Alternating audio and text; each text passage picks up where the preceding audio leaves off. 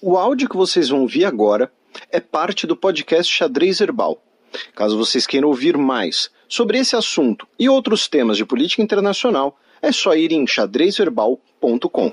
Bem, passemos agora para o match, no qual daremos aquele tradicional peão pela nossa quebrada latino-americana.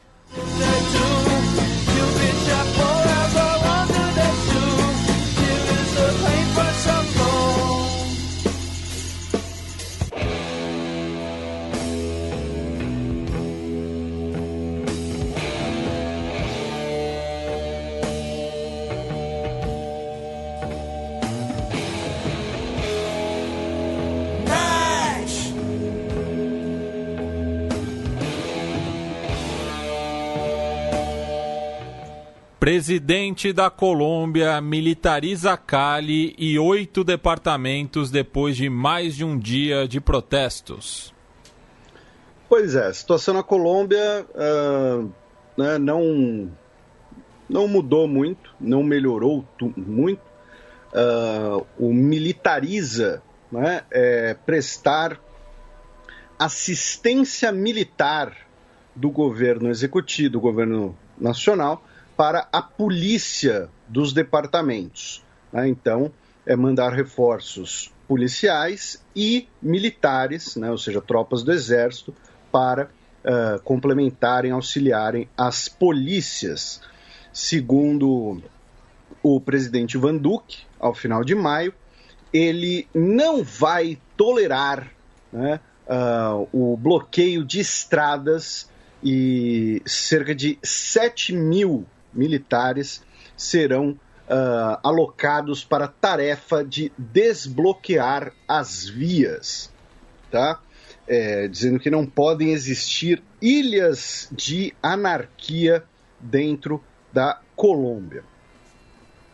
Durante esse processo, né, durante as 2 últimas semanas, nós chegamos a ter ali um pré-acordo entre o Comitê da Greve Nacional e o governo para instalar ali uma mesa de negociação com alguns pontos já estabelecidos, alguns pontos já concretos. Porém, esse pré-acordo, né, não foi adiante, já que cada um dos lados exige que o outro faça um gesto primeiro, né, para que as conversas adiantem. Então, o comitê de greve fala, não, a gente só vai estabelecer a mesa de negociação quando o presidente Ivan Duque condenar os abusos e diminuir a repressão policial. Já o governo Ivan Duque diz que a gente só vai sentar na mesa de negociação só depois que removerem os bloqueios das estradas, né? Então, fica cada um esperando o outro piscar primeiro, né, para sentar nessa mesa do pré-acordo. E nessa manchete que eu acabei lendo do El País, dão ênfase para Cali, pois foi na capital do departamento do Vale del Cauca onde teve a maioria dos registros de óbitos de manifestantes entre 28 de abril a 8 de maio. Né? No total foram 35 em Cali e 1 em Yumbo, né? Que é uma cidade próxima ali. Isso dá mais da metade, né, das vítimas fatais nos protestos, né? Lembrando que tivemos também mortos nos departamentos de Antioquia, Bogotá, Cundinamarca, Risaralda e Santander e Tolima. Segundo, e mesmo essa questão do número de mortos e do número de mortos oficiais, acaba, para variar, tendo sempre, né, muitas divergências. Esses registros são da ONG Temblores e do Indepaz. Isso, porque para o governo colombiano, nós tivemos 26 vítimas fatais no total, e o restante eles dão como pessoas que estão desaparecidas, né? Então, talvez por alguma questão até, sei lá, burocrática, não teve o processo da papelada, do certificado de óbito direito, não sei, tá? Estou aqui fazendo conjecturas. O fato é que a situação na Colômbia é muito violenta, porém, até nisso, os dois, o governo e os manifestantes, não estão conseguindo chegar num acordo. Né? Tivemos também, depois desse anúncio da militarização, na última quarta-feira, dia 2 de junho, né, uma grande demonstração contra o que está sendo chamado na Colômbia de intervenção militar. Né? Eu não sei se tem o mesmo sentido que tem aqui no Brasil, de quando, por exemplo, teve aquela operação, né, de garantia de lei e ordem no Rio de Janeiro, comandada pelo general Braga Neto, que hoje é ministro da Defesa. Porém, por conta desse anúncio, também tivemos novas manifestações, especificamente contra, né, essa militarização. E, nesse sentido, é interessante, por exemplo, o Opera Mundi, ele traz as aspas de um dos dirigentes, né, do comitê de greve, chamado Fábio Arias. E ele fala o seguinte, e é interessante a gente repercutir essa fala, porque o Matias falou bastante disso nos últimos programas, em que a gente tratou da Colômbia, né, como um dos temas principais, né, que é o seguinte: essa medida obedece fundamentalmente a uma renovação da pressão do ex-presidente Uribe sobre o governo de Ivan Duque, e toma esse novo ar amparado na sua posição dentro das Forças Armadas, que é muito forte. As Forças Armadas obedecem a Uribe. Né? Uribe é o ex-presidente colombiano, é uma figura, para ser gentil, né? O Álvaro Uribe é uma figura divisiva, né? Como eu disse, estou sendo gentil, porque ele tem defensores. Né? É um cara que tem ligação, supostas ligações, né, com grupos paramilitares e tudo mais, com todo aquele período de violência na Colômbia na década de 1980, década de 1990. Teve parentes involucrados com o narcotráfico. E essa fala é interessante porque o Álvaro Uribe hoje, né, ele não tem cargo. Inclusive, ele saiu do Senado, né, no ano passado, como parte das investigações criminais contra ele. Ele chegou a ser detido. Né? Então, quando um dos líderes da greve nacional fala que as Forças Armadas obedecem a Uribe, é uma coisa bastante preocupante, porque, novamente, hoje ele não tem cargo. Então não é que assim, é um senador muito influente, com muito prestígio, né, alguma coisa do tipo, ele é um ministro. Não, ele não tem cargo nenhum. Ele, teoricamente, é um cidadão civil comum hoje. Né? Então, repito, né, para ser muito gentil, o Álvaro Uribe é uma figura bastante divisiva. Mas, repito, ele responde acho que a 30 processos na Suprema Corte colombiana de ligações com paramilitares. O Matias lembrou de ligações da família dele com o narcotráfico. Também teve ali desvio de grana. A questão da política que ele instituiu de metas de guerrilheiros mortos que levaram a, muitas vezes, pessoas inocentes serem mortas para que as unidades militares possam dizer que cumpriram a sua meta, a sua cota. Então, vocês têm que matar 10 integrantes das Farc esse mês. Tá? E aí chegou lá no último dia, não teve nenhum confronto nem nada, foram lá e mataram 10 inocentes. Estou dando um exemplo aqui abstrato só para ilustrar. Então, acaba sendo muito, um pouco até preocupante, né, o cara falar isso. Óbvio, não é porque o dirigente falou que é absolutamente verdade, mas mostra como o Uribe ainda é uma influência gigantesca dentro da Colômbia e dentro do Estado colombiano. E o Uribe é um firme defensor dessa solução de militarização, de repressão, né, de ampliação do aparato estatal. E é o principal quadro do Centro Democrático, né? Que é o nome do partido. Antes que te acuse de dizer que o Uribe é do Centrão. Não, é o nome do partido, justamente. Ele não é de centro e eu tenho dúvidas sobre o Democrático também. Mas, todo respeito, ou não. Mas, então a situação na Colômbia continua pesada.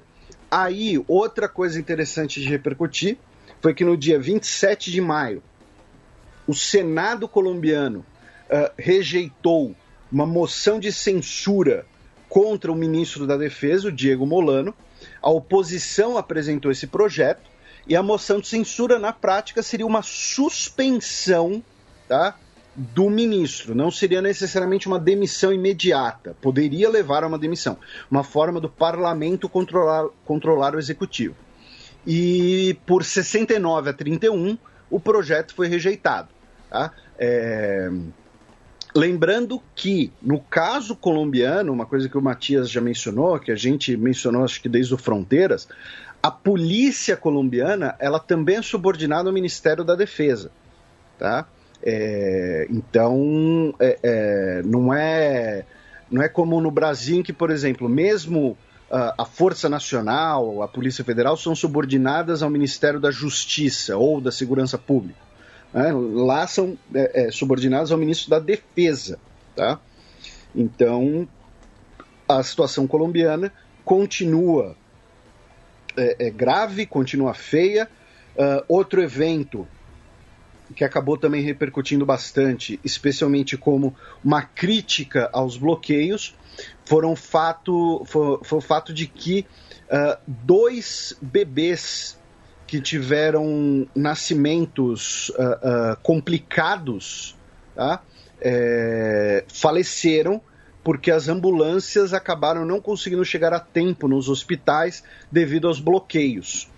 O comitê de greve diz que ambulâncias, veículos médicos e tudo mais sempre são autorizados nos bloqueios, que na verdade teria sido consequência do travamento da via como um todo, não que bloquearam especificamente, né, a ambulância.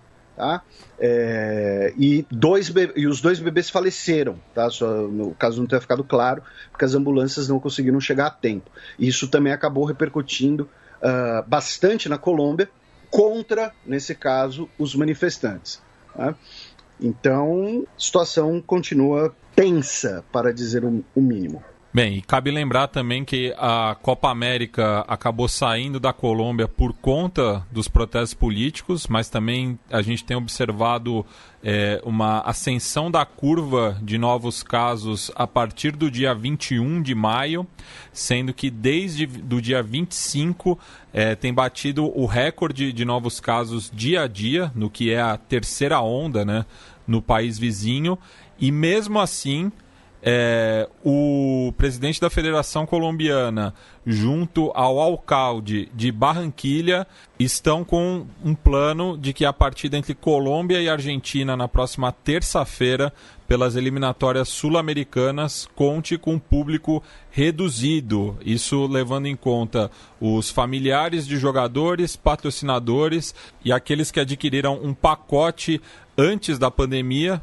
relacionado às eliminatórias, para ter acesso a todos os jogos a serem disputados no estádio Metropolitano Roberto Meléndez. E vou fazer a mesma observação que eu fiz quando a gente falou do Mali, vou repetir. A gente não tem como ficar reprisando tudo novamente, então caso você seja um ouvinte novo, caso você esteja meio perdido sobre o que está rolando na Colômbia, vai nos programas anteriores, tá, em que a gente falou bastante de Colômbia. O Matias, inclusive, fez ali levou o programa, o penúltimo programa, quando eu digo penúltimo do entre aspas, do convencional, né?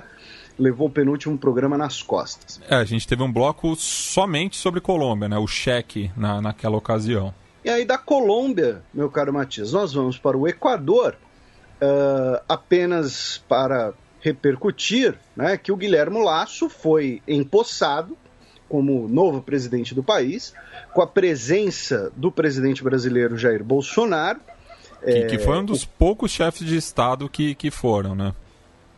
E não deixa de ser curioso, né, o fato de que o Bolsonaro ele vai nas posses apenas as que são ideologicamente alinhadas com ele, né? Eu particularmente acho isso um problema, porque o Brasil, tendo o gigantismo que tem na América do Sul, a não ser que seja um ditador, o Brasil, né, o Brasil deveria se fazer presente em toda e qualquer posse de todo e qualquer governo aqui na região. Ele não foi na posse do Lúcio Arce, que faz a maior fronteira com o Brasil, lembrando que o Equador não tem fronteira com o nosso país, e faltou também na do Alberto Fernandes, no qual inclusive trocou diversas farpas durante as eleições e que é o principal parceiro comercial do Brasil na região. E é interessante que tanto o Lúcio Arce quanto o Alberto Fernandes se encontraram com o rei Felipe de Bourbon da Espanha, né? E o rei Felipe de Bourbon da Espanha estava no Equador. E assim, eu não consigo visualizar algo, né, mais à direita na América Latina do que o rei Bourbon da Espanha, né? Na América hispanohablante especificamente, né?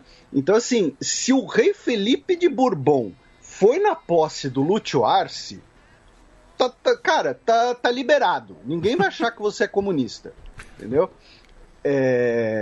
E só para aproveitar, inclusive, né, a gente só vai passar pela posse do Guilherme Lasso, mas a foto que ilustra a matéria no El País é muito boa, é muito curiosa. Por quê?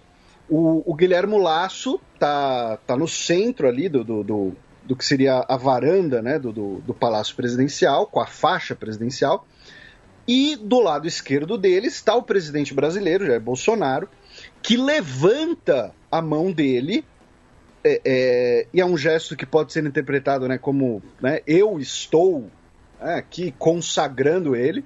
O Bolsonaro está fazendo um joinha para a galera, e o rei Felipe VI, ele está vendo todos os protocolos se desfazendo na frente dele. Acho que ele deve estar pensando que, meu Deus, que saudade dos Bourbon, dos Habsburgo, que tinham modos. E a foto está muito boa, porque de fato o gesto do Bolsonaro é muito estranho, né? Você tem um presidente estrangeiro erguendo o braço do novo presidente. Não é como, por exemplo, quando, sei lá, o Lula ergueu o braço da Dilma na transição, sabe? Querendo ou não, ali é uma transição dentro do país, antecessor e sucessor. Aqui é um presidente estrangeiro. Esqueçam que é o Bolsonaro, esqueça que é o Bolsonaro, o Guilherme Lasso. É um presidente de um país erguendo a mão do presidente de outro país na cerimônia de posse. É muito bizarro. E a cara do Felipe VI deixa bem claro que ele está achando isso bizarro, né? Mas assim, é bom sempre lembrar que a opinião de um rei Bourbon não importa. Então, também tem essa. Principalmente do pai do Felipe. Também. O pai dele, então, não... Meu Deus. E aí, do Equador, a gente continua ali nos antigos domínios incaicos e vamos para o Peru, já que, né, depois da manhã, domingo dia 6, teremos o segundo turno das eleições entre Pedro Castilho e Keiko Fujimori. E eu sempre vou puxar o saco do Matias, que ele foi a única pessoa de todo o Brasil que falou do Pedro Castilho antes de ser modinha. E aí, agora falando sério, a gente teve um evento muito triste e muito curioso no Peru. Por quê? No último dia 23 de maio, na cidade de San Miguel del Eni, tá? Que fica justamente ali no distrito, né, de Viscatán del N, 18 pessoas foram mortas, tá? Foram 10 homens, 6 mulheres e 2 menores de idade que não tiveram suas identidades reveladas, numa região da cidade de bares e prostíbulos, né? Numa região boêmia, para usar um eufemismo. E com esse ataque, tá, foram deixados panfletos, tá? Vejam só, foram deixados panfletos que defendiam que a região, né, essa região do Vale dos Rios, né, o Vale do Rio N, Apurímac e Mantaro, que cria um acrônimo VRAEM, sejam limpos de parasitas corruptos, homossexuais, lésbicas, usuários de drogas e ladrões e depravados.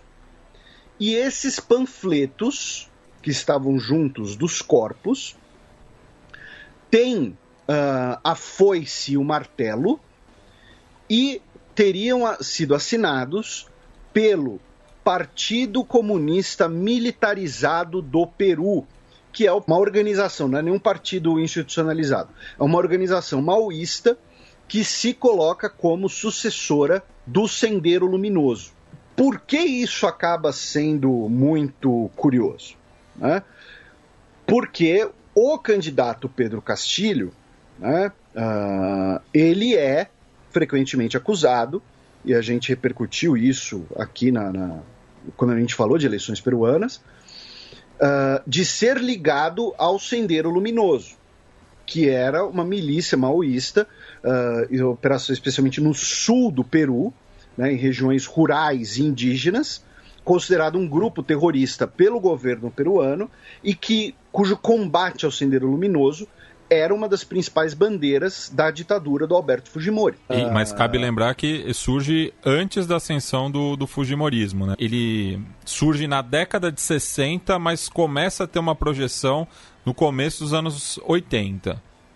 Isso, né? Os anos 80 que são ali mais... E isso vai colaborar para a ascensão do Fujimori. E que também não era a única organização guerrilheira, né? Mas acabou sendo a mais influente. E aí esse ataque começou a ser, obviamente, seja de forma direta, seja de forma indireta, ligado ao Pedro Castilho, né? Tanto que pessoas ligadas, né, à candidatura da Keiko Fujimori falaram que né, todo mundo condenou o ataque, todo mundo condenou as mortes, lamentou as mortes, todo mundo, tá? Só que acabou virando uma discussão política. Por quê? Porque a Keiko Fujimori disse que esses atos sangrentos ainda acontecem no país e que o terrorismo não pode vencer e que a violência do Sendero Luminoso não pode voltar, sempre dando a entender que se o Pedro Castilho vencer a eleição, o Sendero Luminoso vai voltar, então esses atos vão virar rotina. E, por sua vez, o Vladimir Cerrón, que é o secretário-geral do Peru Livre, o partido do Pedro Castilho, ele tuitou dizendo que, questionando a coincidência desse ataque, né, dizendo que a direita precisa do Sendero Luminoso para vencer. E aí ele apagou o tweet horas depois, dizendo que condena todo o terrorismo e que ele não quis dizer nada. Mas fica muito óbvio na visão dele e no fato de que o Peru Livre disse que é necessário fazer investigações a fundo para solucionar, para resolver esse ataque, que para eles esse ataque pode não ter sido do Sendero Luminoso, mas pode ser ali uma espécie de bandeira falsa para justamente incriminar o Pedro Castilho. Tá?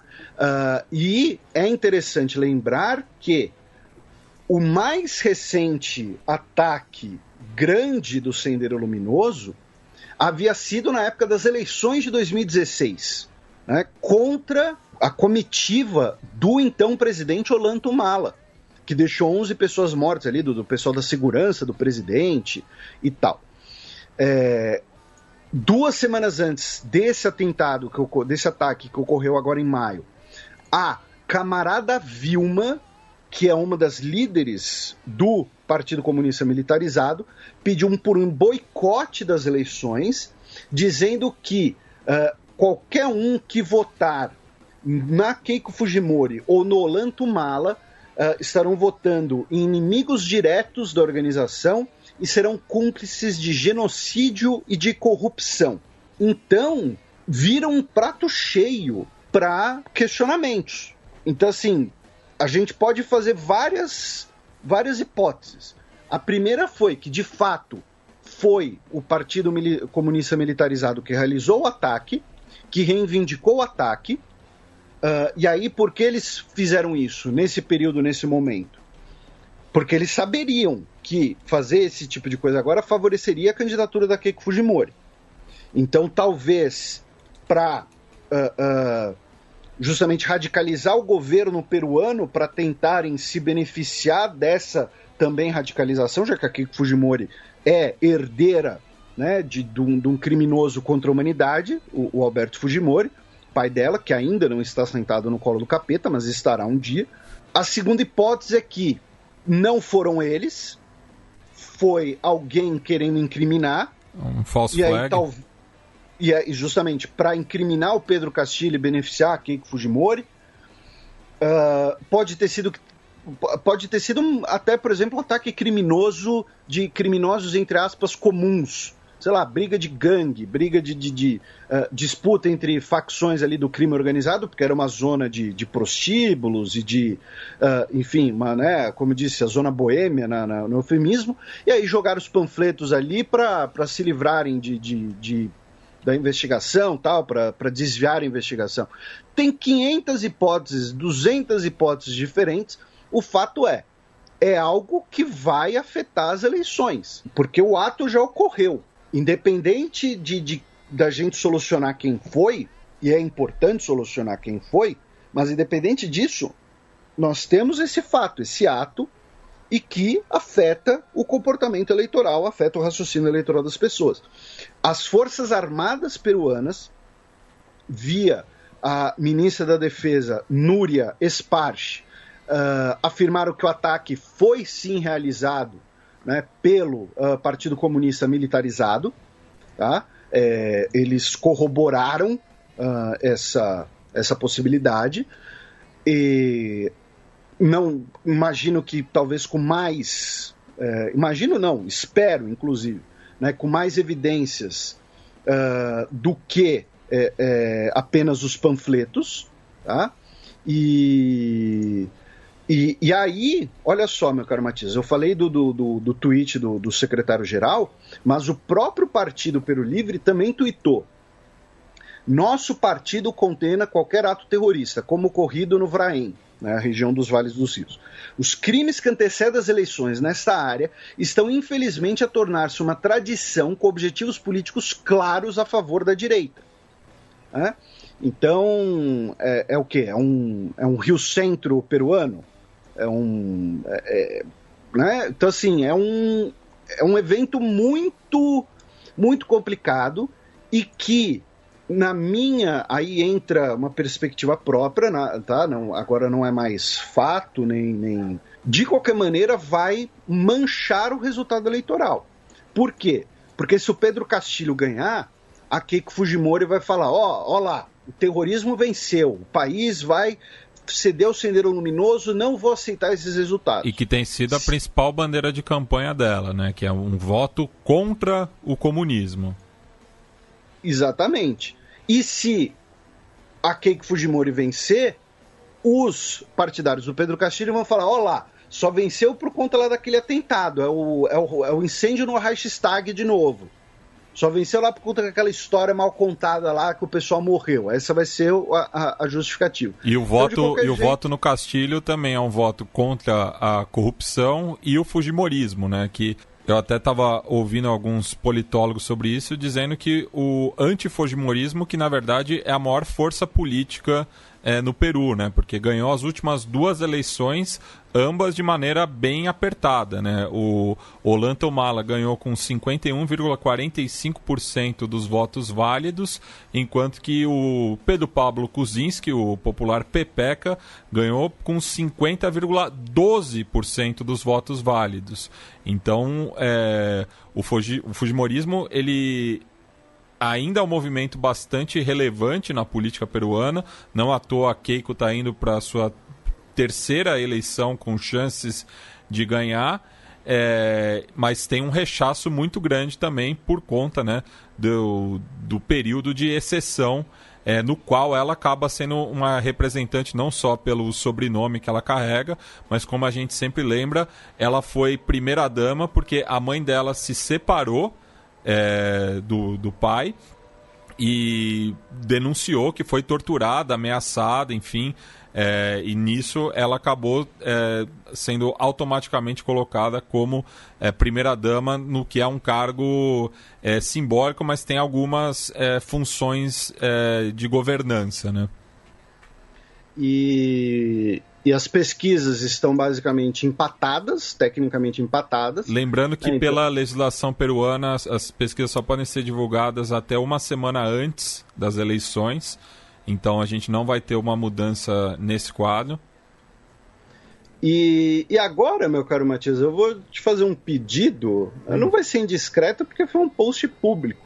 Mas eu queria que você levasse para os nossos ouvintes um post seu, um texto que você compartilhou na madrugada sobre Garcia Marques e Vargas Llosa, que se esperava a reconciliação deles, mas com quem o Vargas Llosa acabou se reconciliando. Pois é, o Vargas Llosa, né, Prêmio Nobel de Literatura, talvez um dos nomes mais influentes da política e da cultura peruana, que teve essa briga por questões ideológicas, né, com o Gabo, e não se reconciliaram até o falecimento do escritor colombiano. E o Vargas Llosa acabou participando de um encontro por Zoom com a Keiko, né, já que ele reside na Espanha, muito por conta da oposição ao pai dela, e acabou tendo esse encontro para ratificar o apoio à candidatura dela no segundo turno, né? E fizeram uma graça toda, ele elogiou a beleza dela, a luz, enfim.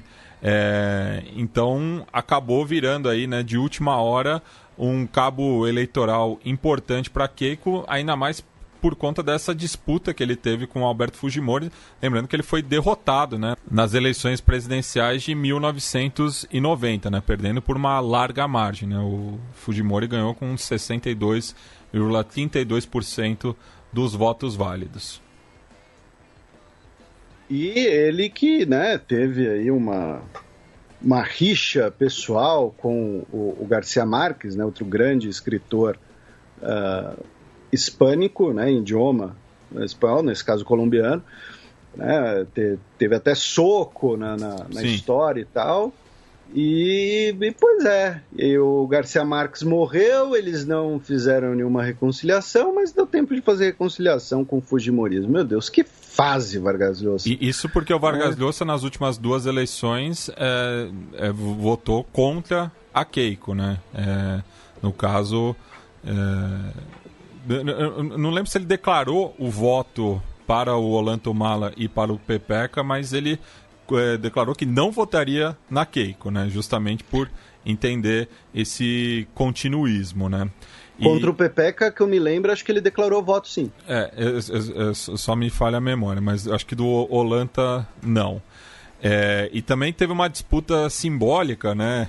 Outro caso curioso dessas eleições, de que o símbolo do Castilho é um lápis, né? E daí nos comitês, e assim, o pessoal não está respeitando o distanciamento social, os comícios estão sendo bastante cheios, né, de ambos os lados, e os apoiadores do Castilho têm levado lápis gigantes, assim como aqueles de Itu, nesses eventos. E alguns apoiadores da Keiko começaram a levar borrachas gigantes, né? E daí também tem uma retórica anti-fujimorista que fala, eles levam borracha porque eles apagam, é um apagamento de tudo, né? Das populações nativas, enfim, questões lembrando dos crimes contra a humanidade, né? Dos quais o Fujimori responde na justiça.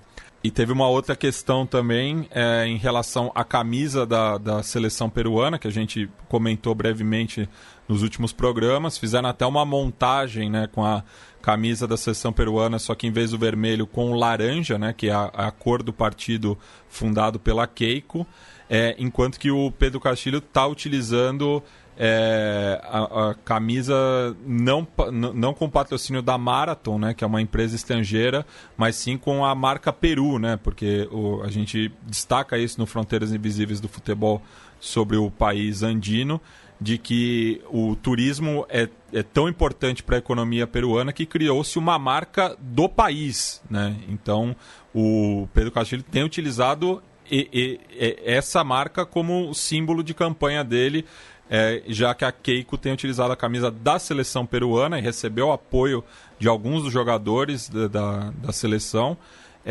mas fizeram essa montagem dela de laranja, né, da camisa da seleção peruana, trocando o vermelho pelo laranja, porque indicam, né, tem essa questão do vermelho ser um símbolo da esquerda, né? Então, eu tenho uma proposta para os peruanos decidirem sua eleição em vez de seu voto. Você faz 2 equipes de 5 apoiadores de cada um. Os 5 pró-Pedro Castilho terão lápis infláveis gigantes. Os da Keiko terão borrachas infláveis gigantes. Eles combaterão dentro de um pula-pula ensaboado. E o último que ficar é o vencedor do pleito. Numa notícia bem mais séria, né, e bem mais triste, o Peru também anunciou que revisou o número de mortos devido à Covid e o número de vítimas do país triplicou. Tá? Até o fim de maio eram 69.342 mortes oficialmente por Covid. Agora, esse número passou, no fim de maio, ou seja, desconsiderando esses primeiros dias de junho, a 180.764 óbitos devido à Covid. Tá? Foram estabelecidos 7 critérios, tá? E que nesses critérios também contam, por exemplo, pessoas que morreram devido à falta de atendimento médico.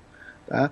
Então, a pessoa, ela morreu, a causa mortis dela foi um infarto, mas ela não pôde ser atendida por esse infarto porque o hospital estava lotado de pacientes com Covid. Então, ela agora é contabilizada como uma morte devido à pandemia, não especificamente a Covid, né?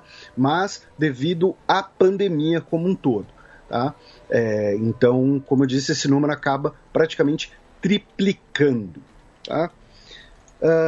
Ainda nos domínios incaicos, a gente sobe ainda mais a ladeira, né? Ladeira é um jeito carinhoso que a gente chama os Andes, e vamos até a Bolívia, já que o Arturo Murilo, que foi ministro do governo Jeanine Áñez, foi preso nos Estados Unidos acusado de suborno e lavagem de dinheiro. Ele que chegou nos Estados Unidos, inclusive, passando pelo Brasil. Tá? O Departamento de Justiça dos Estados Unidos acusa ele de ter recebido suborno de empresas dos Estados Unidos para assinarem contratos com o governo boliviano da gestão Jeanine Áñez. E ele teria também usado o Panamá para lavagem do dinheiro, tá? Ele e 3 cidadãos estadunidenses foram detidos porque estariam aí todos envolvidos nesse esquema que totalizou cerca de $600 mil em cash, tá? É $600 mil em dinheiro vivo, tá? Para assinar um contrato de $5,6 milhões para a compra de bombas de gás lacrimogêneo e equipamentos policiais, tá? O Murilo, né, ele, talvez alguns dos ouvintes se lembrem dele, porque ele foi aquele cara que ficou brandindo um par de algemas, dizendo que o governo não ia descansar enquanto não prendesse o Evo Morales, né? Ele brandia as algemas falando alguma coisa do tipo, Evo, né, elas estão esperando por você, alguma coisa desse tipo. Então, ele foi preso por aí ter recebido $600 mil em cash, dinheiro vivo, tá? Nesse esquemão aí de $5,6 milhões para a compra de gás lacrimogênio e equipamento policial. Aí a gente continua, né, na ladeira, vamos até o Chile, onde o presidente Sebastián Piñera, né, lembrando que esse ano temos eleições presidenciais no Chile também, então ele está aí nos seus últimos meses de cargo, ele disse que vai acelerar a legislação para regulamentar o casamento entre pessoas do mesmo sexo, tá? Ele disse que todas as pessoas, independente de sua orientação sexual, devem poder viver, amar e formar uma família com toda a proteção e dignidade que eles precisam e merecem, tá? O projeto de lei está parado desde 2015, tá? E com o governo Bachelet, em 2017, chegou a ter uma mudança, foi expandido, ficou mais universal, mas está parado desde então. É importante colocar que o Piñera, né, ele pode fazer isso justamente porque ele está nos últimos meses, né, do seu governo. Então, ele não precisa se preocupar muito com agradar suas bases eleitorais ou com se preocupar muito com pautas tão ideológicas, e também, ao fazer isso, ele consegue recuperar um pouco, talvez, né, da sua imagem pública, da sua aprovação. A popularidade está bem baixa, né? Isso, a gente falou que estava na casa dos 10%, né? Isso. Então, tem essas duas questões. É muito parecido quando, por exemplo, quando o Arnold Schwarzenegger, nos últimos 2 anos dele de governador da Califórnia, passou legislações ambientais extremamente ambiciosas. Ah, mas como assim? Ele é um republicano e fez legislações ambientais? Mas assim, ele não tinha mais o que fazer, porque ele não podia ser presidente dos Estados Unidos, então dane-se. Ele falou, quer saber, vou fazer aquela legislação ambiental, porque é o que eu defendo, é o que eu concordo, não dependo mais do partido, não preciso agradar ninguém do partido, porque eu não vou ser presidente mesmo, porque eu sou nascido na Áustria. O Macri, no final do governo também, que havia declarado que se passasse a lei do aborto no Congresso, ele não se oporia, né, como declarou durante a campanha. Então tem isso, é um cálculo bem feito do Piñera, mas também é a decisão correta a se tomar, obviamente, e acaba sendo, né, alguns dos ouvintes me criticam um pouco por isso, porque assim, parece que eu sou fã do Piñera, mas não, eu só uso muito a figura do Piñera para lembrar que é possível você ter um governante de direita, liberal e tudo mais, mas que rejeite o pinochetismo e rejeite coisas, pautas, as chamadas pautas morais, pautas sociais, né, que são muitas vezes fruto de lobby de alguns setores. E só nesse aspecto, puxando para a eleição peruana, cabe lembrar que nas pautas de costumes, a Keiko Fujimori e o Castillo não tem muita diferença, né? Ah, sim. O Pedro Castilho é contra casamento gay, contra a regularização do aborto.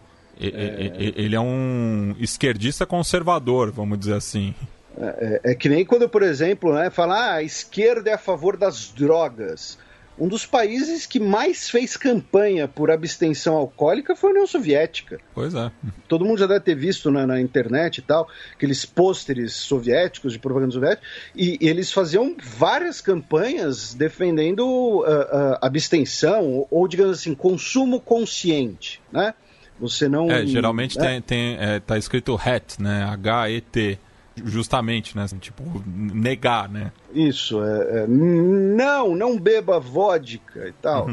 Enfim, falei vodka por conta do estereótipo. Mas, então... Enfim, né, a gente foi do Pinheira pro Pedro Castilho para pôster soviético sobre alcoolismo. É sensacional esse programa. Aí do Chile, a gente pega um avião ali pela costa do Pacífico e a gente vai até o México, né? Os nossos giros nos programas de hoje vão ser bem giros mesmo. A gente vai girar. E temos 5 notícias do gigante ao norte da América Latina. Primeiro, queria mandar aí todos os motoristas de trator da cidade do México para algum lugar aí que a gente não pode falar, porque é um programa family friendly. Por quê? Porque estão construindo um projeto aí de construção que seria ali um complexo de entretenimento, né, com shopping e tal, na cidade do México, e os caras estão danificando o sítio arqueológico de Teotihuacan, os tratores. E aí o Departamento de Cultura da cidade do México já mandou várias notificações para interromper as obras. As equipes de construção ignoram as notificações e pelo menos 25 estruturas da região podem ter sido afetadas, e agora o negócio virou criminal, tá? Deixou de ser uma questão administrativa, de alvará, qualquer coisa do tipo, e virou criminal, tá? Vão entrar com queixas criminais contra os responsáveis da obra, porque viola, inclusive, né, os acordos estabelecidos no contexto da Unesco para a preservação de sítios arqueológicos que são patrimônio cultural da humanidade, como é o caso de Teotihuacan. Então, tá aí o pessoal aí dos tratores na Estrada do México, faz favor de não. E no último final de semana, né, o Cruz Azul quebrou um jejum de 23 anos e meio no cenário doméstico, e uma das lendas que dizia desse jejum é porque quando o clube construiu o centro de treinamento, teria danificado sítios arqueológicos pré-colombianos, né? Então seria uma maldição dos deuses também. Pois é, então, será que o motorista do trator era torcedor do Cruz Azul? E aí, meio tava que pra loucão. quebrar... não, pra quebrar a maldição, tipo, menos com menos, entendeu? E aí dá mais. É que nem quando o Shiryu tem a parada cardíaca, ele tem que tomar um socão no coração pra funcionar de novo. Ou se cegar, né? O Shiryu, acho que se cegou umas 3 vezes na saga. Ah, sim, o Shiryu, ele tinha... eu acho que era um fetiche dele, na verdade. E ainda no México, o governo do país, matéria da Flávia Mantovani, na Folha de São Paulo, o governo mexicano quadruplicou a rejeição a cidadãos brasileiros nos aeroportos, especialmente para evitar que essas pessoas tentem entrar depois nos Estados Unidos. Inclusive, esses cidadãos brasileiros que foram detidos nos aeroportos mexicanos, alguns deles são citados na matéria da Flávia Mantovani, fica a sugestão de leitura, uma matéria bem extensa, bem caprichada, reclamam de más condições nos aeroportos, de beliches sujos, todo esse tipo de coisa. Cerca de 2,3% do total de visitantes barrados em aeroportos mexicanos são brasileiros, tá? E é 4 vezes o número de brasileiros barrados em 2020 e em 2019. É o terceiro país de origem com maior número de barrados. E é curioso isso, por quê? Porque o governo dos Estados Unidos, tá, via o seu secretário, né, de Segurança Interna, de Homeland Security, o Alejandro Mayorkas, encerrou oficialmente, notificou o governo dos Estados Unidos que estava encerrando oficialmente o programa, né, do Donald Trump, do Remain in Mexico, né, que era o programa que buscava dar incentivos ao governo mexicano para manter imigrantes dos países centro-americanos, né, que iam naquelas caravanas a pé, para manter essas pessoas dentro do México. E aí agora o governo dos Estados Unidos encerrou esse programa. O presidente Joe Biden já disse que quer acelerar a regularização de cerca de 1 milhão de pessoas que estão vivendo de forma irregular nos Estados Unidos e também querem receber mais pessoas. Tá? Então, são curiosas essas duas notícias, porque talvez, né, agora, com essa notificação, essa política mexicana, também em relação aos brasileiros, acabe sendo modificada. Tá? E, finalmente, né, teremos eleições para o Congresso mexicano, né, agora nesse dia 6 de junho. Tá? São 500 assentos na Câmara dos Deputados. Tá? E, junto com isso, teremos também eleições regionais, né, no México, eleições para prefeitos e câmaras municipais. Uma candidata à prefeitura de Cutzamala de Pinzón, chamada Marilu Martínez, ela havia sido sequestrada, ela foi localizada com vida e resgatada. Ela foi sequestrada junto com toda a sua família por um grupo armado. E aí a consultoria Etelect publicou um estudo que foi repercutido aqui no Brasil primeiro pelo pessoal do Opera Mundi, dizendo que essa eleição, esse último período eleitoral, melhor dizendo, é o mais violento da história do país, com 782 casos de violência contra políticos e candidatos. Desses 782, 89 foram assassinatos, tá? Então, além disso, temos também sequestros, atentados, violência sexual. Dos assassinados, 35 eram candidatos na atual eleição. O número restante eram pessoas colaboradores de campanha, familiares de políticos, funcionários públicos. Então, segundo esse estudo, tá, é a eleição mais violenta da história recente do México, o que é bastante coisa. Né? A gente sempre comenta aqui que, infelizmente, a política mexicana, né, ela é tradicionalmente muito violenta. Né? O assassinato, desde o final do século XIX, era usado como uma ferramenta política no México. Né? Então, infelizmente, tem esse recorde. Atualmente, dos 500 assentos no Congresso, 253 estão com a coligação Morena, né, o Movimento de Regeneração Nacional, que é o movimento político do López Obrador, o atual presidente. Ou seja, ele tem maioria, tem que ver se essa maioria vai ser mantida. Em segundo lugar está o PAN, né, o partido da direita. Em terceiro lugar está o PRI, o PMDB, do México. Não, a gente sempre fala aqui, todo lugar tem um partido que é o partido novo deles e todo lugar tem um PMDB dele. Só para facilitar a analogia. Sim.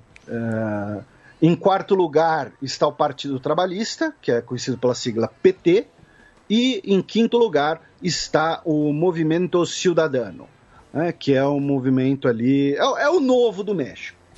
Né? Não, brincadeira, não, o Movimento Cidadano está mais para um... É porque eu falei do novo porque ele é laranja, mas vamos ver aí quais vão ser os resultados eleitorais depois desse dia 6, se o Morena vai manter a maioria do Congresso. Aí, do México, a gente vai descendo, né, pela América Central. Primeiro vamos para El Salvador, em que o Nayib Bukele fez mais uma bizarrice. Né? Ele apresentou, né, o seu novo relatório de governo perante a Assembleia Nacional. É uma espécie de State of the Union, né, ali um discurso, né, falando do governo e tal. E ele disse que El Salvador está mudando. Nesses últimos 2 anos, o governo dele conseguiu coisas que antes eram impensáveis, que ele é o general de um exército popular, que os de antes não voltarão, e ele fez os deputados jurarem defender o conquistado e lutar pacificamente contra todos os inimigos, obstáculos e barreiras. Juramos defender nossas futuras conquistas e não deixar que voltem os que nos fizeram sofrer e saquearam a pátria. Gente, o presidente do país fez os parlamentares jurarem defender o governo dele. Isso é muito louco. E isso, assim, isso é coisa de literatura distópica. É, isso que eu ia falar, é distopia total.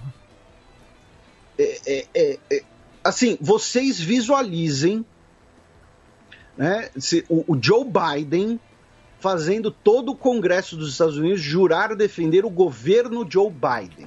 Porque para isso precisa de maioria, que é o caso do Bukele. Não, o Bukele não tem maioria, ele tem todo mundo praticamente. Praticamente. Então, cara, é bizarro. Desculpa, eu não consigo articular outra palavra que não seja bizarro. Aí, mais ao sul, na Nicarágua, a Polícia Nacional realizou uma operação na casa da Cristiana Chamorro, que é acusada de lavagem de dinheiro. Os policiais ficaram 5 horas na residência e determinaram que ela não poderia sair de casa, deveria cumprir uma prisão domiciliar e, segundo correligionários dela, os policiais entraram na residência com violência, reviraram tudo e enfim, agiram com abuso da lei. Quem é Cristiana Chamorro? Cristiana Chamorro é hoje a principal líder da direita nicaragüense, a principal opositora ao atual governo do Ortega. Né?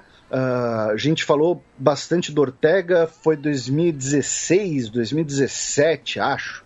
E é curioso que, assim, ela vem de uma família que era opositora do regime Somoza. A família dela é uma família tradicional na política nicaragüense. A família dela era próxima do governo da Frente Sandinista, porém ela acabou se distanciando, né, do sandinismo a partir do século XXI, a partir do retorno, né, do Ortega ao poder em 2007. Esse ano, né, ela seria uma candidata, né, porém a candidatura dela foi barrada, né, de poder disputar as eleições de novembro de 2021 devido a essas acusações criminais. Tá? Então, é uma figura, como eu disse, hoje a principal opositora. Ela é vista como uma figura de direita, porém a família dela é um pouco mais complexa, um pouco mais ampla. Ela teve... A mãe dela teve um papel importante na política. Enfim, quando chegar mais perto das eleições, é muito provável que a gente vai falar mais disso. E a gente vai falar, inclusive, mais da Cristina Chamorro e da mãe dela, a Violeta Barrios de Chamorro, que, como eu mencionei, foi presidente da Nicarágua. Mais ao sul, na Costa Rica, o país se tornou... País sério, sem exército. O país se tornou o 38º integrante da OCDE, Organização para a Cooperação e Desenvolvimento Econômico, né? O Clube dos Países Ricos, né? Chamado, foi fundado em 61, e a OCDE disse que, né, a Costa Rica aí já cumpriu todas suas reformas necessárias, tem os mais altos padrões de política anticorrupção, de controle, né, de competição, também transparência fiscal. Então tá aí a Costa Rica se tornando membro do OCDE, e como o Matias até comentou, é um país que não tem forças armadas permanentes, aboliu as forças armadas depois da Guerra Civil, só tem polícia. É um país que nos últimos anos tem investido muito em preservação ambiental, inclusive como uma maneira de ecoturismo, mas também de aproveitar o seu patrimônio natural, o que seria ali a propriedade intelectual, a propriedade dos direitos de exploração, né, de plantas, de frutos. De biodiversidade, além de turismo também.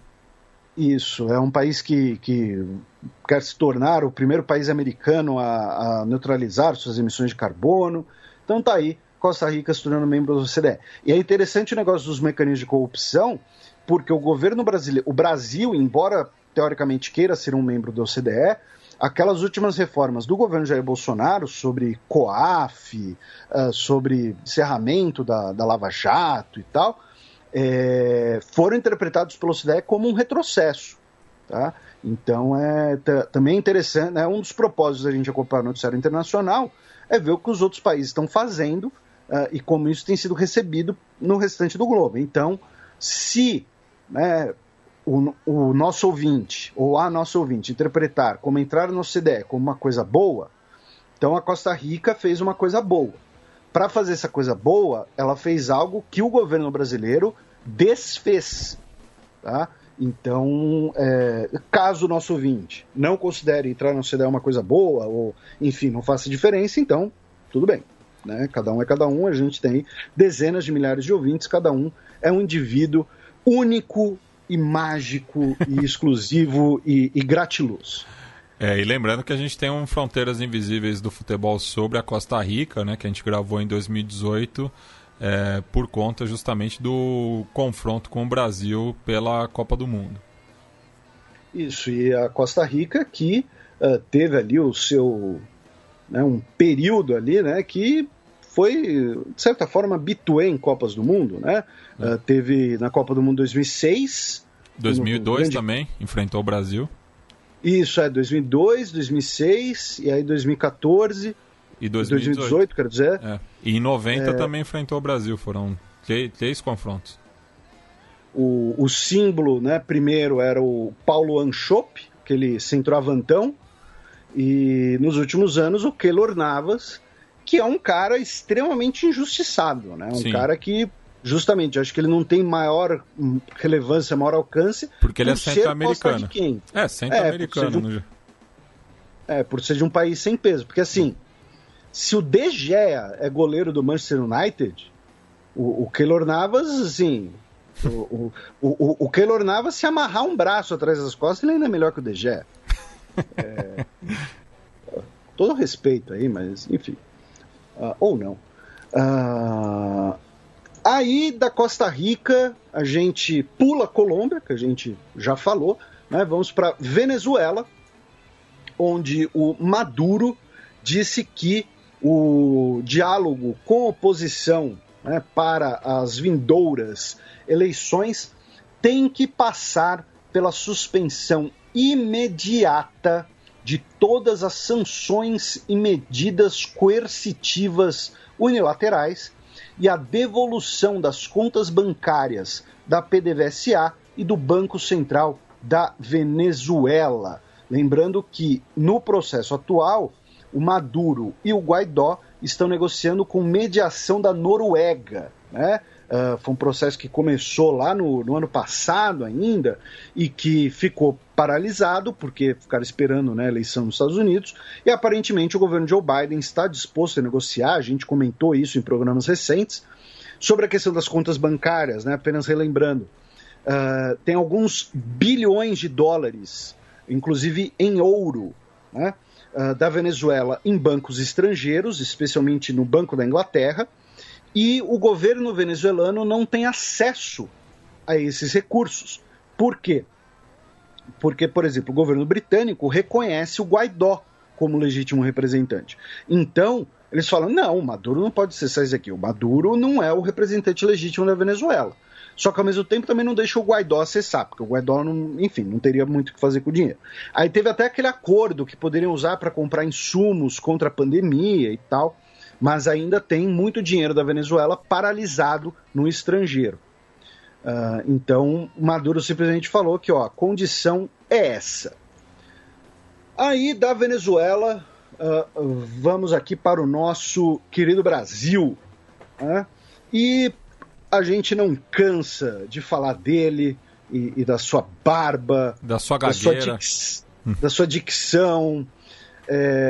Enfim, né? Obviamente estamos aqui brincando, mas o Jamil Chad trouxe a informação de que o Ernesto Araújo tirou uma licença-prêmio e só vai voltar às suas funções em agosto. O que é uma excelente notícia.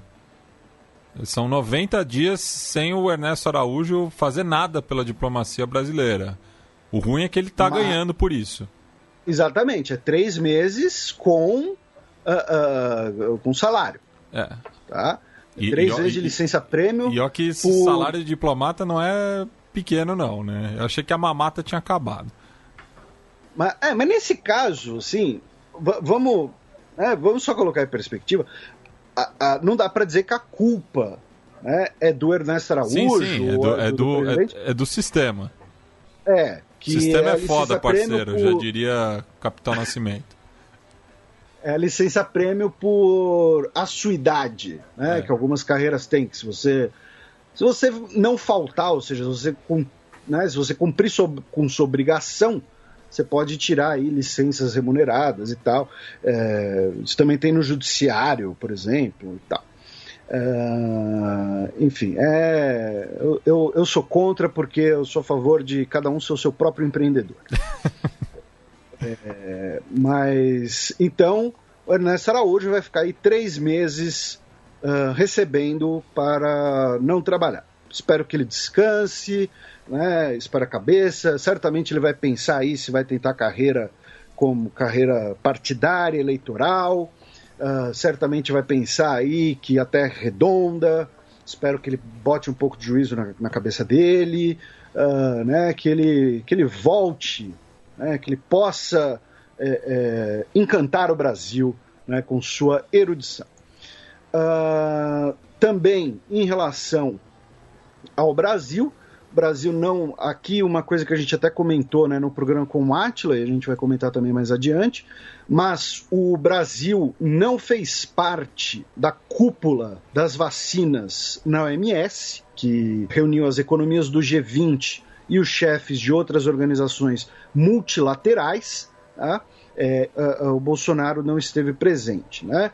Claro, nem todo mundo mandou o presidente, né? O Brasil foi representado pelo chanceler, os Estados Unidos foi representado pela Kamala Harris, né, que é a vice-presidente. Então, só para colocar em perspectiva também, né, ele não necessariamente estava obrigado. A questão é que, entre a OMS, né, entre a vacina na OMS e causar aglomerações e para ofender opositores políticos, ele preferiu o segundo caminho. Nesse caso, acho que o OMS deveria ser prioridade. Também em relação à política brasileira, e também trazido pelo Jamil Chad, a Associação Nacional de Juristas Evangélicos, né, que é ligada ao André Mendonça, ex-ministro da Justiça, e também a Damares, né, a ministra de Direitos Humanos, ela havia solicitado, né, status consultivo na Organização das Nações Unidas em 2017, né, o que permitiria que a organização participasse de reuniões oficiais, pudesse até submeter informes e tal. E o que aconteceu esse ano, né, nessas últimas semanas, é que, enquanto todo mundo esperava, né, que ela fosse aprovada, na verdade ela foi barrada, tá, pelos governos de Cuba, Nicarágua e China, ou seja, os comunistas barrando a Associação Nacional de Juristas Evangélicos na ONU. Tá? A argumentação foi que é uma agência que não é representativa necessariamente da sociedade civil, mas que atua representando o governo brasileiro.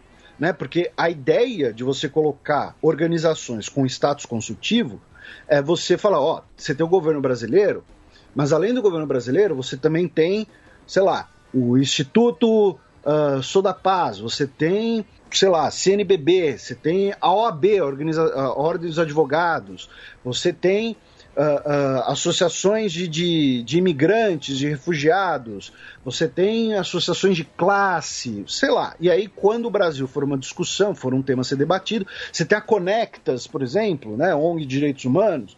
Então, quando o Brasil é um tema de debate, a gente consulta, né, essas organizações brasileiras. A argumentação desses países é que a ANAJURI recebe financiamento e apoio logístico do governo federal e, por isso, ela não é representativa da sociedade civil. Ela seria representativa do governo. Então, se você vai ter uma investigação, né, sobre o governo brasileiro, falando, o governo brasileiro está violando direitos humanos de homossexuais, aí você vai ter uma organização dizendo, não, claro que não, o governo brasileiro jamais faria disso, né? Então, é esse tipo de debate, de discussão, né, que acabou levando a ANAJURI ser barrada nesse momento. A ANAJURI nega, diz que a sua ação é independente de qualquer governo, tá? É que existem pontos de discrepância entre a entidade e o governo Bolsonaro e tudo mais. Enfim, então a discussão é essa. Tá? É importante, além sei lá, de piadas, de brincadeira, alguma coisa assim, deixar claro qual foi a discussão. Se a ANAJURI ela é representativa da sociedade civil brasileira ou se ela seria associada ao governo brasileiro e, por isso, teria interesses em proteger o Estado brasileiro dentro do sistema ONU, especificamente do sistema ONU ligados a questões econômicas e sociais, tá? Porque faz parte do ECOSOC.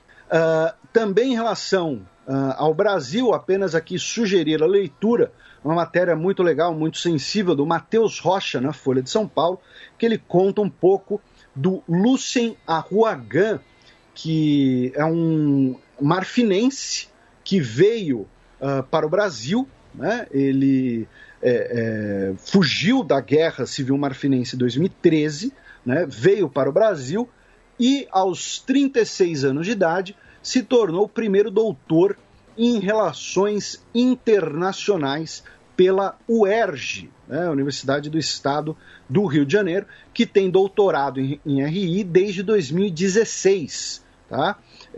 Ele nasceu, ele tinha 17 anos quando a Guerra Civil começou, veio para o Brasil. Enfim, repito, a sugestão de leitura, uma matéria muito legal, muito sensível, e parabéns ao Lucien Arouagan, e que, né, fica até aqui o convite, se ele quiser aparecer por aqui, né? O pessoal do Ponta de Lança vai tentar roubar ele da gente, vai tentar roubar o convidado, eu sei, tô de olho, seus copião, tô brincando, a gente sempre recomenda que os parceiros do Ponta de Lança, podcast sobre, né, temas africanos especificamente. E aí, pra gente fechar Brasil, a OMS disse que não foi consultada pelo governo brasileiro nem pela Conmebol para a realização da Copa América no Brasil. Porque eu não me surpreendo. Pois é, sendo que nesse contexto de pandemia, a OMS tem sido parte, né, do planejamento, tem sido ouvida, né, pela organização dos Jogos Olímpicos e também pela organização da Eurocopa. Tá? A OMS disse que a decisão de organizar, adiar, cancelar ou transferir um evento cabe ao país anfitrião e aos organizadores, ou seja, a OMS ela não tem jurisdição, tá? Ela só disse que não foi consultada em resposta a perguntas da imprensa, né? Perguntaram, né? Sei lá, mandaram para a assessoria de imprensa, não sei. O que a OMS acha da Copa do Brasil, da Copa América ser realizada no Brasil? E falaram, olha, não perguntaram nada o que a gente acha, a gente não foi consultado, estão realizando aí o negócio, a autoridade, né, dos organizadores e dos países sediarem, então tá aí. Lembrando que hoje, enquanto a gente grava, né, nós temos aí hoje temos jogos das eliminatórias do Jogo do Brasil, e tem a possibilidade aí de um eventual boicote de jogadores brasileiros à Copa América. Só que eu gostaria de trazer como uma discussão que é o seguinte, os jogadores, é possível que vários deles, né, estejam de fato preocupados, né, com o Brasil ter ou não clima, né, estrutura para realizar a Copa América. Mas há também a questão de que vários jogadores estão preocupados com o fato de que, jogando a Copa América aqui no Brasil, ao voltarem para seus clubes e residências na Europa, eles terão que cumprir medidas sanitárias, quarentena, isolamento e tudo mais. Então, também tem uma questão de alto interesse envolvido. Tá? Não é apenas... porque tem muita gente falando que é uma discussão política, né? Ou que os jogadores têm consciência, ou então que os jogadores estão contra o governo, né? Aí teve a hashtag, eu até brinquei com o Matias, né? Teve a hashtag Fora Tite, porque os defensores do presidente Jair Bolsonaro disseram que o Tite é de esquerda, né? Porque o Tite tirou foto com o Lula e tal, mas, né, quando ele era técnico do Corinthians, e o Lula é talvez o corintiano mais conhecido do Brasil, né? Então fora Tite, porque o Tite é de esquerda, o Tite é contra o Brasil, o Tite não é patriótico e tal, mas eu tenho certeza que é uma campanha infiltrada por corintianos que querem que o Tite saia da seleção para voltar para o Corinthians. De qualquer maneira, né? E assim, espero queimar a língua, mas é uma posição bastante individualista dos jogadores. E assim, não é nenhum julgamento de valor, mas não tem um pensamento para além da seleção brasileira, né? Pois é. Então, tem também uma questão... Não é só politicagem, interesse político ou questões sanitárias.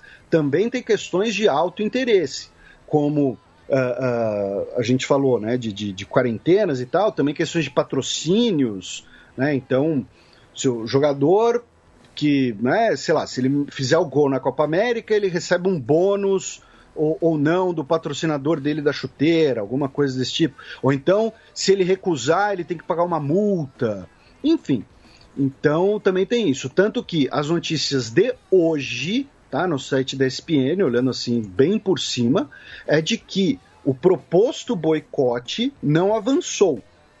E é interessante mencionar que os principais críticos da Copa América, não só na seleção brasileira, mas em outras seleções do continente, são jogadores que jogam na Europa. Sei lá, eu não vi, por exemplo, o Matias Vinha, do Palmeiras, que joga na seleção uruguaia, falar nada. Por quê? Porque ele pode jogar pelo Uruguai, pode jogar a Copa América aqui, ele mora aqui, trabalha aqui, então para ele não faz tanta diferença assim. Agora, o Cavani, né, que mora no Reino Unido... Cavani, Soares e Muslera que se manifestaram. O Muslera ainda joga na Turquia? Joga. Então tá aí. E só para constar, tá? Isso daqui não tem problema nenhum. Óbvio que cada pessoa vai ter seu interesse e vai agir de acordo com o seu interesse. Isso é iluminismo, tá, gente? Né? O valor do indivíduo. Do indivíduo poder tomar as decisões que são boas para si ou não. Mas é só para colocar que não é uma coisa tão preto no branco assim. Que não é só a Copa América legal, ou governo legal, ou governo feio, ou Copa América feia. Não, também tem grana, tem interesse, tá? Tem tudo, tem muito mais coisa. E falando em Uruguai, né, falamos aí de Cavani, Suárez e Muslera, o Uruguai ontem, notícia trazida pela Silvia Colombo, que a gente entrevistou no primeiro episódio da nova temporada do Repertório, podcast de entrevistas do Xadrez Herbal, que é outro feed, tá? Então procurem lá, se inscrevam. Essa semana sai um papo muito legal com o Rodrigo Bibo de Aquino, que é um teólogo e podcaster. A gente falou sobre evangélicos, né, se existe essa denominação tão ampla. Falamos sobre governo Bolsonaro, falamos sobre teologia, falamos sobre o mundo do podcast, um pouco da trajetória de vida dele. Então, ouçam lá, se inscrevam no feed do Repertório. E a Silvia Colombo trouxe a notícia de que a Justiça Uruguaia condenou à prisão 7 ex-oficiais do Exército Uruguaio por crimes cometidos durante a ditadura entre 1973 e 1985, no centro de detenção clandestina conhecida como Inferno Grande. Tá? A matéria traz o nome, inclusive, dos criminosos, e a denúncia foi apresentada pela primeira vez em 2011, né, durante o governo Pepe Mujica, e ainda existem casos a serem julgados, porém, nesse caso aqui, temos aí já essas sentenças, tá, que a gente tem falado bastante, a gente falou bastante, né, do Uruguai nos últimos anos, que o ex-chefe do Exército Uruguaio, né, foi preso, afastado, o Guido Manini Rios, ele fundou o partido Cabildo Aberto, né, então é interessante e não dá para não mencionar, não fazer um paralelo com o que aconteceu no Brasil essa semana em relação ao general Pazuello. Inclusive, ele escreveu um textão lá no site do Xadrez Herbal sobre o exército de Caxias e tal. Fica aqui o alto jabá, fazia muito tempo que eu não escrevia no próprio site. E, inclusive, por conta de alguns ouvintes nossos, o texto está circulando em alguns grupos de oficiais do Exército Brasileiro. A repercussão está interessante nesse sentido, né? Então é isso, né? Como eu disse, não dá para não fazer esse paralelo, até pela função do noticiário internacional. Outro país sério que julga militares envolvidos em crimes contra a humanidade. Lembrando que tortura não prescreve. Isso.